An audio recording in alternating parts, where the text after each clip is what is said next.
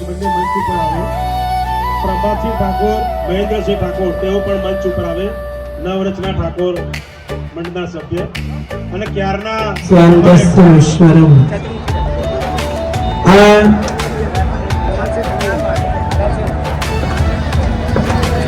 આજે ઠાકોર સમાજ દ્વારા સમૂહ લગ્નમાં ઉપસ્થિત જુગલજી ઠાકોર, કાળાજી ઠાકોર, કાનાજી ઠાકોર, આપણો થનગંત યુવાન તારક ઠાકોર, અનિલ ઠાકોર, જીતેન્દ્રસિંહ, શકરાજી અને અન્ય ઉપસ્થિત તમામ જયંતિભાઈ, અન્ય તમામ ઉપસ્થિત આગેવાનશ્રીઓ અને આપ સર્વે માતાઓ, બહેનો અને ભાઈઓ અને પ્રભુતામાં પગલા પાડનાર નવલ દંપતીઓ, મિત્રો, આપણી ભારતીય પરંપરામાં 8 પ્રકારના લગ્ન કહ્યા છે.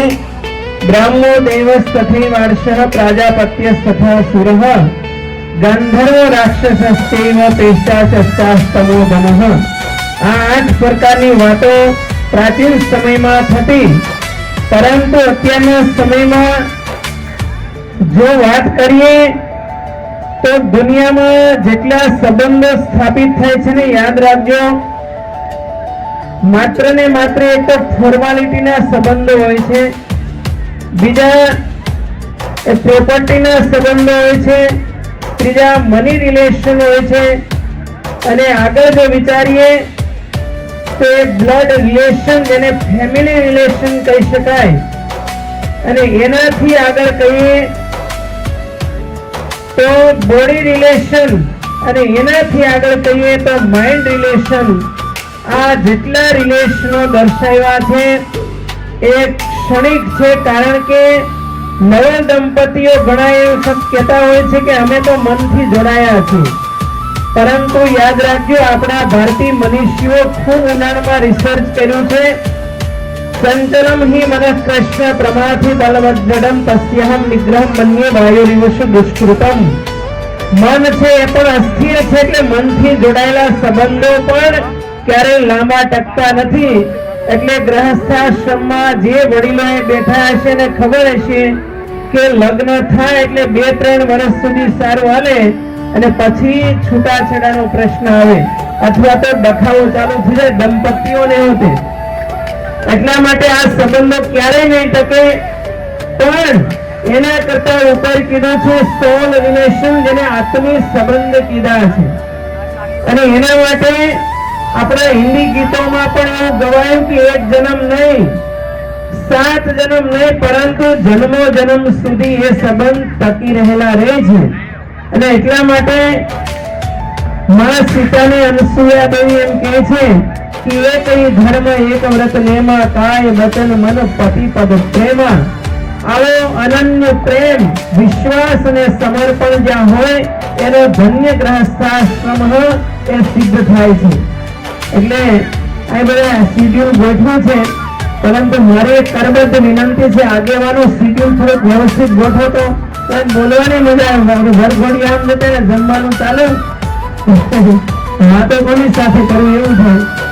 એટલે આપણી ભારતીય પરંપરામાં જે નવા દંપતીઓ છે એના તમામ મનોરથ આધ્યાત્મિક અને ભૌતિક એ સિદ્ધ થાય એવી શુભકામના અને આશીર્વાદ પાઠવો.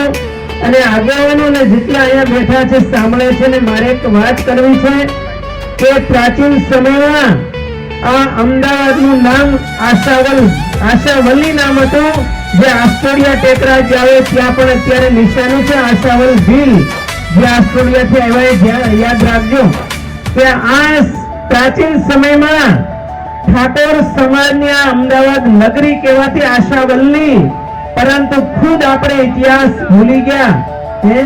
એક સમય વસ્ત્રાજી ઠાકોર, એક સમયે જુવાજી ઠાકોર, એના નામ ઉપરથી આજે અમુક વિસ્તારોના નામ પડ્યા છે, ઠાકોર સમાજના આગેવાનો ઉપરથી પડ્યા છે. એનું ગૌરવ સમાજે લેવું રહ્યું. મિત્રો, આજે આખા ગુજરાતમાં 40% જેનું પ્રતિનિધિત્વ છે, અને 3 કરોડનું પોપ્યુલેશન ને સૌથી મોટો ગુજરાતમાં જંગી વોટિંગ પાવર એટલે 1.5 કરોડનો વોટિંગ પાવર અને 80 લાખ ઘર ધરાવે છે એવો વિશાળ સમાજ. જુગલજી બેઠા છે, કાનાજી બેઠા છે. આ સમાજ જ્યાં સુધી પાવરમાં નહીં આવે ને ત્યાં સુધી અમે સંતો પણ શાંતિથી બેસશું નહીં. અને અમારી તો ઈચ્છા છે કે એક સમયે ફરીથી માધવસિંહ સોલંકી સાહેબ જેવો કોઈ વિરલો એ ગાંધીનગરમાં સીએમ થઈને બેસે. આપણે આપણા પાવરને ભૂલ્યા છીએ અને એટલા માટે આપણી મહાન વિભૂતિઓ થઈ. સોમનાથ તમે જાઓ તો એ આશાવલ ભીલના વંશજ દ્રોણેશ્વર સ્થાયી થયા અને જ્યારે હમીરસિંહ ગોહિલસિંહ સાથે એ વેગડાજી ભીલ એ ભોળાનાથને ખાતર એ ત્યાં પોતાના જીવનને કુરબાન કરી દીધું. આજે પણ સોમનાથ જાઓ તો એ વેગડાજી ભીલની ખાંભી સ્થિર છે. આવી મહાન વિભૂતિ આપણા સમાજમાં થઈ. સદારામ બાપાએ સમાજને નિર્વ્યસની કરવાના ખૂબ પ્રયાસો કર્યા. વીર ભાથીજી મહારાજે ચાલુ લગ્નમાં ગાયોને માટે પોતે એ સખાવત ઓરી લીધી. આવા મહાન વિભૂતિઓ. અને સૌરાષ્ટ્રમાં વાત કરીએ અધ્યાત્મ જગતના રહસ્યો જે 9 માંથી 10માં નાથ તરીકે કહેવાના એ વેલનાથ બાપા પણ આ સમાજનું ગૌરવ હતું. આવી મહાન વિભૂતિઓને આપણે યાદ રાખવી જોઈએ. અને ફરીથી એક વસ્તુ યાદ રાખજો કે રાજકીય ક્ષેત્ર હોય કે કોર્પોરેટ જગત હોય, जिसकी जितनी संख्या वारी उसकी उतनी हिस्सेदारी. આ સૂત્રને હંમેશા યાદ રાખજો. માત્ર ને માત્ર આપણા વોટ લઈ અને બીજાને હીરા બનાવવાના પ્રયાસ ના કરજો, પરંતુ આપણા જે આગેવાનો હોય, ઉમેદવારો હોય એને પાવરમાં લાવવાનો પ્રયાસ કરજો. તો ભવિષ્યમાં એક સમાજ નિર્ણાયક ભૂમિકામાં આપણો સમાજ હતો એ ફરીથી પાછો આવે અને જેની પાસે કોર્પોરેટ પાવર હોય, જેની પાસે પોલિટિક્સ પાવર હોય અને જેની પાસે નોલેજ પાવર હોય એ સમાજ હંમેશા સત્તામાં રહે છે. બાકી બધા ગરીબ કહેવાય અથવા તો પાવરલેસ કહેવાય છે. એ આ ઠાકોર સમાજ નથી. પરંતુ આપણે પાછળ રહ્યા એના ઘણા કારણો છે. સમય આવે ત્યારે કહેશું. તો નવ દંપતીઓને ફરી ખૂબ આગળ વધે, આપણી દિવ્ય પરંપરાને ઉજાગર કરતા રહે એવી શુભકામના કરું.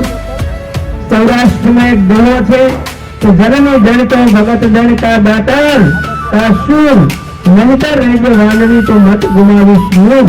આવી દિવ્ય પરંપરાને હંમેશા નવમ દંપતી ઉજાગર કરતા રહે એવી શુભકામના અને આશીર્વાદ સાથે ફરી એકવાર હાથ ઊંચા કરીને જયકારા કરીએ. બોલીએ સદારામ બાપાની જય. હવે જમીન આવ્યા બાકી છે, જોરથી જયકારા કરો. બોલીએ વીર ભાથીજી મહારાજ કી જય, વેલનાથ બાપા કી જય, મહારાજા મહારાજ કી જય. ઓમ નમઃ પાર્વતી પતये. હા